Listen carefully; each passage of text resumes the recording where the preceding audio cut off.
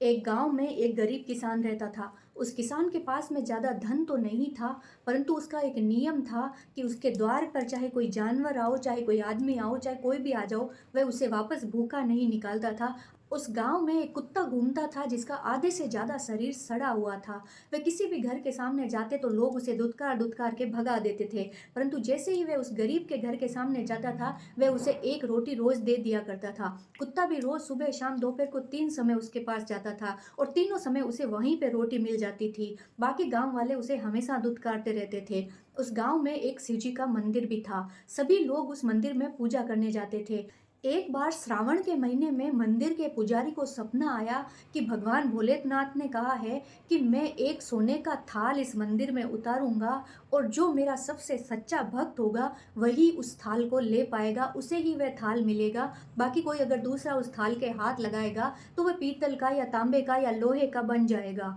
पुजारी जी ने इस बात की घोषणा पूरे गांव में करवा दी कि कल सभी को यहाँ पर इकट्ठा होना है और सभी को उस थाल को हाथ लगाना है। सभी बड़े खुश हो रहे थे, सोच रहे थे कि हमने तो हमेशा शिव जी को जल चढ़ाया है, हमेशा उनकी पूजा की है, थाल हमें ही मिलेगा। बहुत सारी भीड़ इकट्ठा हो गई। अचानक से मंदिर के अंदर एक थाल प्रकट हुआ जो सोने का था और एकदम जोर से चमक रहा था। सभी लोग उसे देख करके बड़ा ही खुश हुए और बोलने लगे कि चलो इसे हाथ में उठाओ। मंदिर के पुजारी ने कहा कि मैं भगवान शिव की रोज पूजा करता हूँ, तो सच्चा भक्त तो मैं ही हूँ, इसलिए सबसे पहले मैं उठाऊंगा।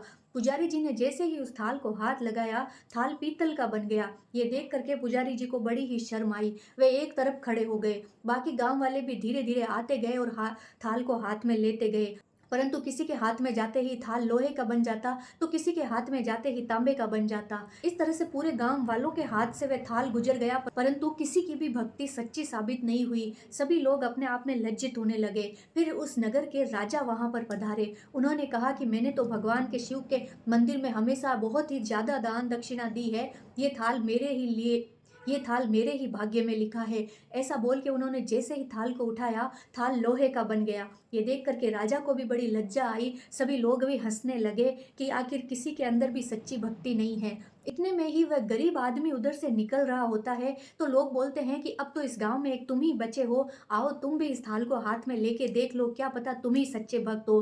तब वह गरीब आदमी बोलता है कि मैंने तो कभी मंदिर का मुंह भी नहीं देखा, ना ही मैंने कभी भगवान शिव की पूजा की है। मैं तो मुश्किल से 2 वक्त की रोटी का जुगाड़ करता हूँ, मेरे हिस्से में ये थाल नहीं है। बोला कि फिर भी हाथ लगा के देखने में क्या जाता है। गरीब आदमी ने जैसे ही थाल को उठाया, तो सबने देखा कि थाल सोने का ही बना हुआ है, ना तो लोहे का बना ना तांबे का बना। ये देख करके सभी आश्चर्य में पड़ गए। राजा उस गरीब के पास में आए और पूछा कि तुम ऐसी क्या भक्ति करते हो कि ये सोने का थाल तुम्हें मिला है।